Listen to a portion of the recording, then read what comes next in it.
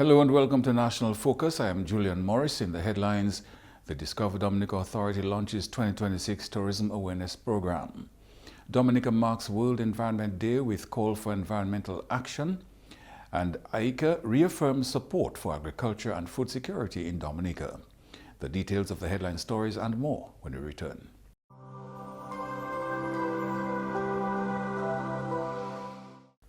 Welcome back. Tourism remains one of the key pillars of Dominica's economy, with ongoing efforts to strengthen awareness, engagement and participation within the sector. Against this backdrop, the Discover Dominica Authority has launched its 2026 Tourism Awareness Program. Our Tourism Awareness Program brings people together around a shared appreciation of tourism and the vital role it plays in our lives, our communities, and our economy. It is an opportunity to celebrate the people, businesses, and organizations that help create visitor experiences while encouraging greater public participation in one of Dominica's most important industries. This year's activities will be held under the theme, Be Well in Nature. Wellness was selected as the focus for 2026 because it reflects many of the unique experiences already available across Dominica, while creating opportunities for participation across multiple sectors. It is a theme that connects tourism, healthy living, environmental stewardship, and community development, highlighting the many ways while tourism contributes to national well-being. The DDA says the Tourism Awareness Program will continue to support efforts to position Dominica as a competitive and sustainable destination in the regional and international tourism market. Wendy Lake is the new Destination Marketing Manager. I am particularly pleased that this year's observance places a spotlight on wellness. When people think about wellness, they often think about spas, treatments, or retreats. While these are important, wellness is ultimately about how people feel. It is about finding space to recharge, reconnect, and improve overall well-being. This is one of Dominica's greatest strengths. Visitors come to Dominica to hike through our forests, soak in our hot springs, enjoy fresh local cuisine, spend time by our rivers, and immerse themselves in experiences that help them slow down and reconnect with nature. These are the experiences that increasingly resonate with travelers around the world. What makes these experiences truly meaningful, however, is the people who help bring them to life. Ms. Lake says every hotel employee, tour guide, taxi operator, and community member contributes to the visitor experience. The program will include a series of activities and engagements designed to educate stakeholders, encourage participation, and promote Dominica as a leading nature-based tourism destination. Dominicans are being encouraged to strengthen their commitment to protecting the country's natural resources as the nation joins the global community in observance of World Environment Day 2026. The World Environment Day is being observed under the theme, Inspired by Nature, for Climate, for Our Future. This year's theme reminds us that nature is one of our greatest allies in the fight against climate change. Healthy forests store carbon, healthy rivers provide clean water, healthy ecosystems protect our communities from floods, landslides, and storms. When we invest in nature, we invest in our future. And that future matters now more than ever. As a small island developing state, Dominica continues to face the realities of climate change. We have experienced firsthand the impacts of stronger storms, changing weather patterns, coastal erosion, and environmental degradation. These challenges are not distant threats. They affect our communities, our economy, and our quality of life. Despite these challenges, citizens around the island are taking meaningful action to protect the environment. Across Dominica, I see individuals, communities, schools, businesses, and organizations taking action every day. I see young people leading environmental projects. I see farmers adopting more sustainable practices. I see community groups cleaning rivers and beaches. I see citizens making conscious choices to reduce waste and protect our natural spaces. We recently had the privilege to witnessing this commitment firsthand during the IICA Environmental Sustainability Exhibition, hosted here in Dominica. The exhibition brought together government agencies, private sector businesses, civil society organizations, youth groups, innovators, and the community leaders, all united by a common purpose, showcasing how they are contributing to Dominica's environmental sustainability story. While recognizing the importance of government policies and regional initiatives, environmental protection requires participation from every citizen. Protecting our environment requires all of us. It means thinking about how we dispose of our waste. It means conserving water and energy. It means protecting our rivers, forests, and coastlines. It means teaching our children to appreciate nature and to understand that environmental stewardship is everyone's responsibility. Most importantly, it means recognizing that every action counts. On this World Environment Day, I want to express my sincere appreciation to the many environmental organizations, community groups, schools, youth leaders, private sector partners, and dedicated citizens who continue to champion environmental protection throughout Dominica. Their commitment demonstrates that caring for the environment is not just a policy objective, it is a shared national value. Let us use this occasion not only to celebrate our natural heritage, but also to renew our commitment to protecting it. The ministry reaffirmed the government's commitment to building the world's first climate-resilient nation through investments in renewable energy, ecosystem restoration, sustainable agriculture, and environmental education. Minister for Finance, the Honorable Dr. Irving McIntyre, says the new Dominica Community Enhancement Project, DOMCREP, is one of many initiatives being undertaken by government as part of its mandate to build the world's first climate-resilient nation. The $25 million project was officially launched on Wednesday. It is being implemented in collaboration with the Green Climate Fund and the Caribbean Community Climate Change Center, CCCCC. Dr. McIntyre highlighted some other major projects currently being implemented by government as part of its climate-resilient agenda. We are in the final stages of completion of a full proposal for climate resilience integrated coastal zone management, as IICA, with our partners UNEP and the Green Climate Fund, for which we anticipate approval and commencement of implementation in 2027. This project will include the installation of sea defenses and other protection along the coastal settlements. With our partners, 5Cs, we are also engaged in 2 additional climate resilient endeavors.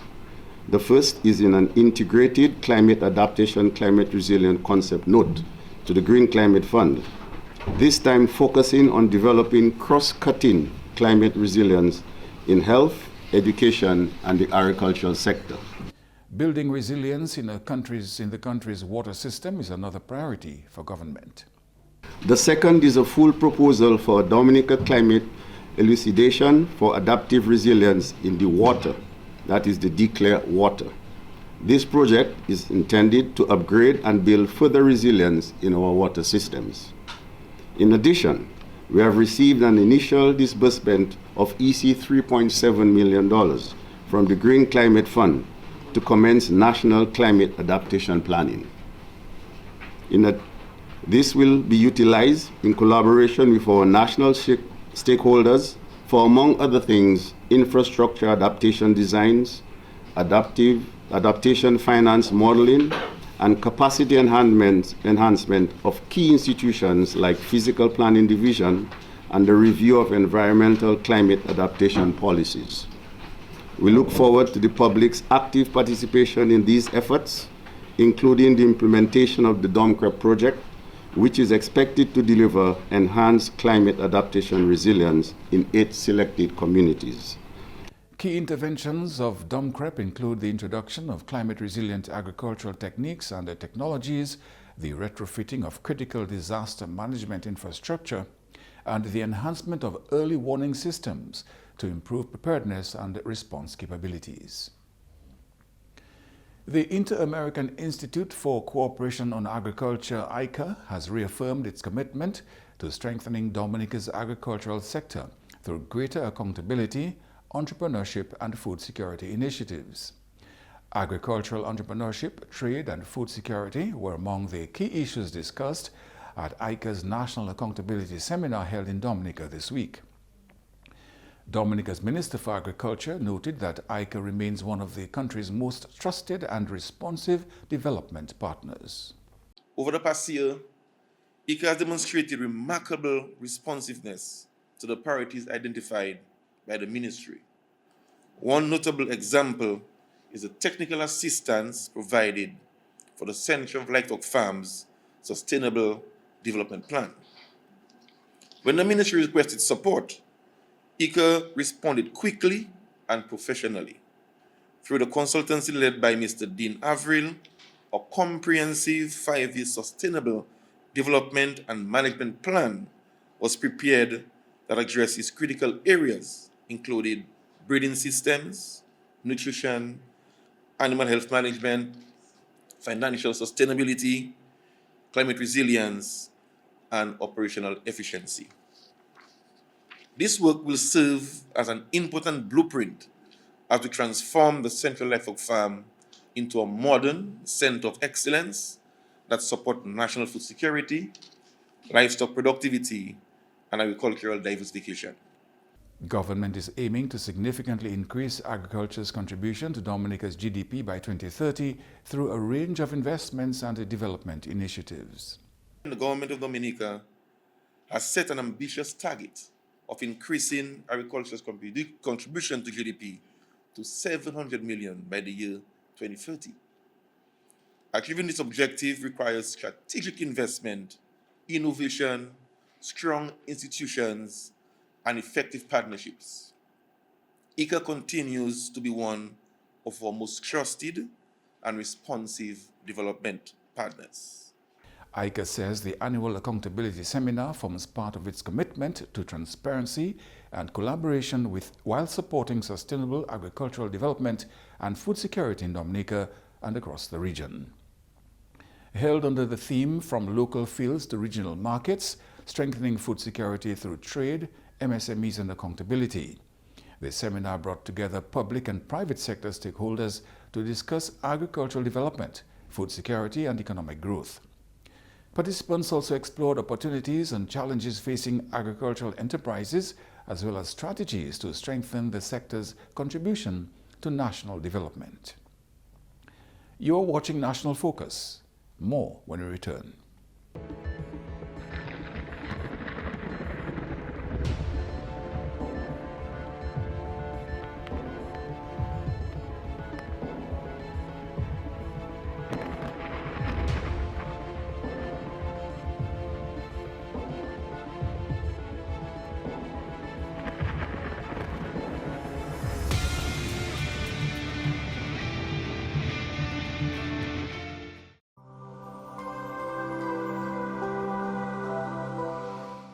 Welcome back.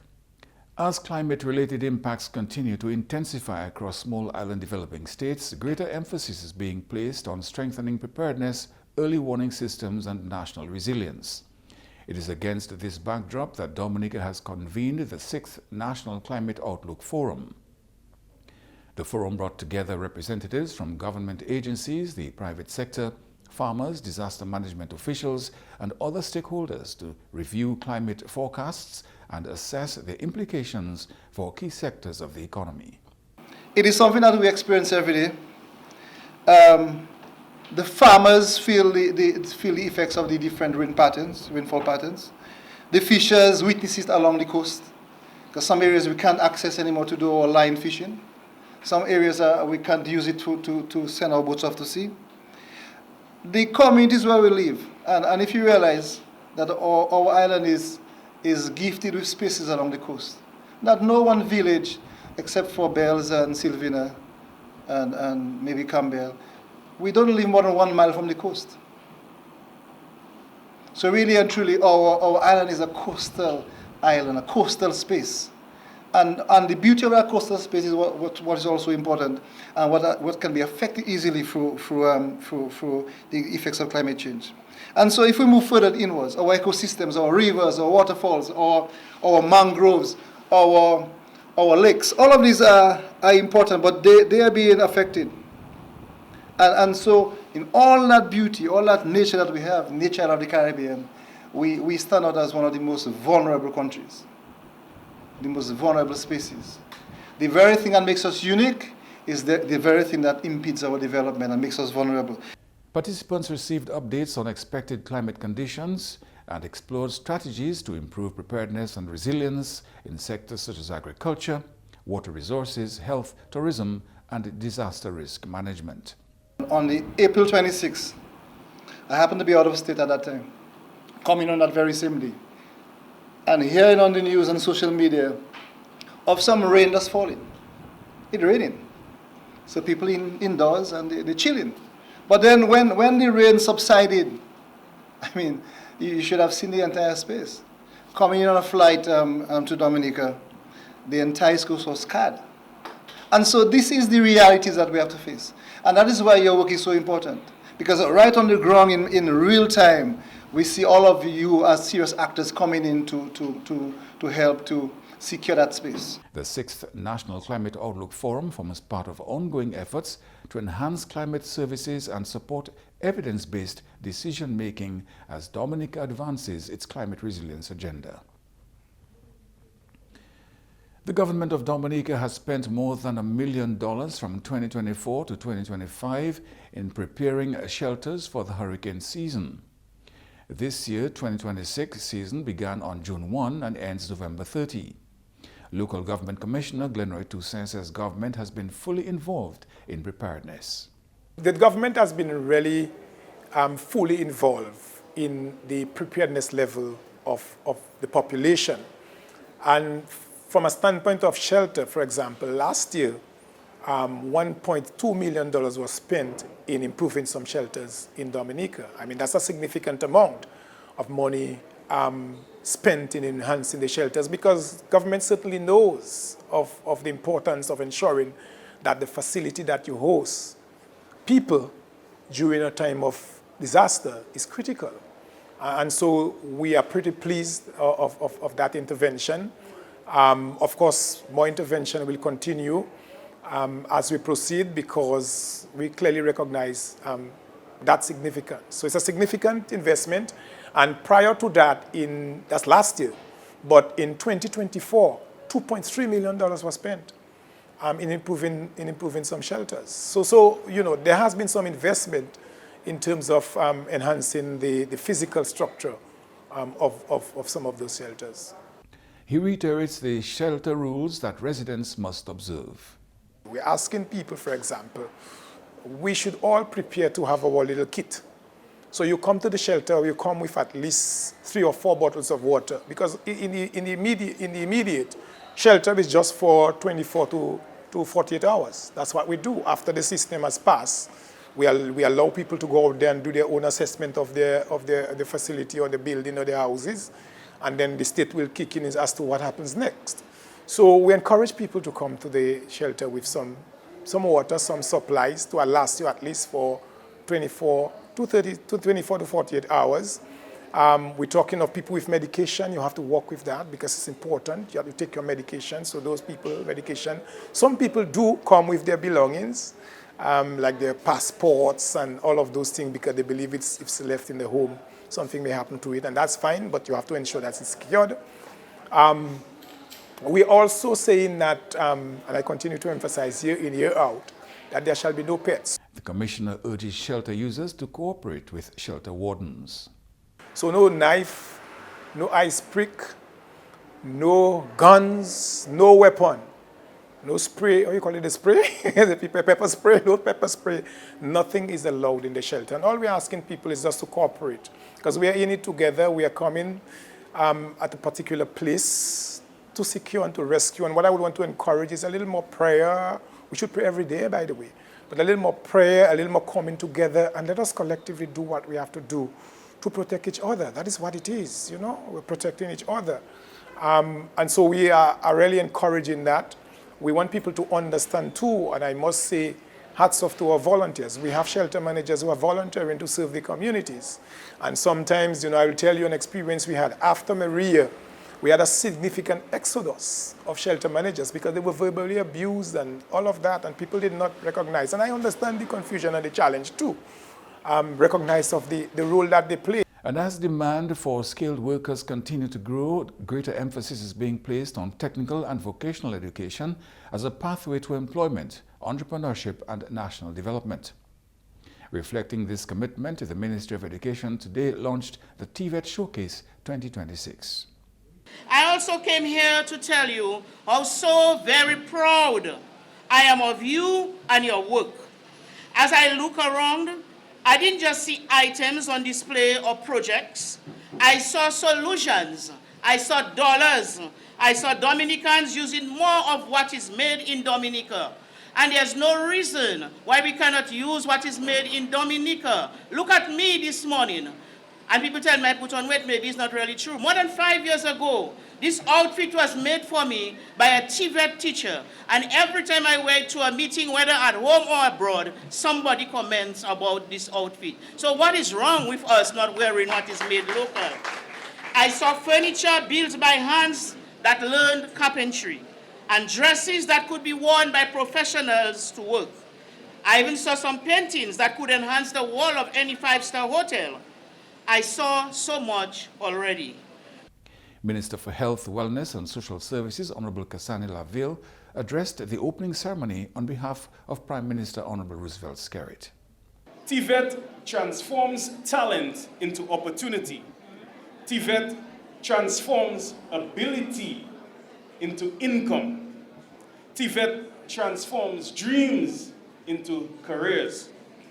And perhaps most importantly, TVET transforms ordinary people into extraordinary success stories. That's what TVET does. To the students gathered here today, I want you to listen very carefully.